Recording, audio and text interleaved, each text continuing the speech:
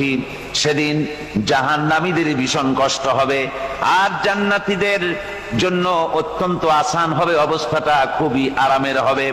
নবীজি বলেন, এক ফরজ নামাজ, এক ওয়াক্ত ফরজ নামাজ আদায় করতে যে সময়টুকুন লাগে, কিয়ামতের মাঠের এই সময়, এত বড় বিরাট লম্বা সময়, জান্নাতীদের জন্য এরকম হালকা হয়ে যাবে।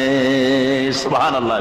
হযরত আবু সাঈদ খুদরী রাদিয়াল্লাহু তাআলা আনহু হাদিস কেন বর্ণনা করেছেন, এক ওয়াক্ত নামাজ, একটা ফরজ নামাজ পড়তে যতটুকুন সময় লাগে, এতটুকুন সময়ের ভেতরে জান্নাতীদের কারবার শেষ হয়ে যাবে। সুবহানাল্লাহ বিহামদি। আর ওদের কারবার তো শেষই হবে না।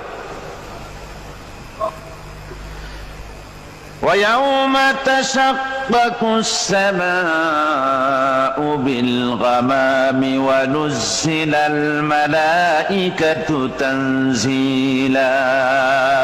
ওরা ফেরেশতা দেখতে চায়। সেদিন আসমান সমূহ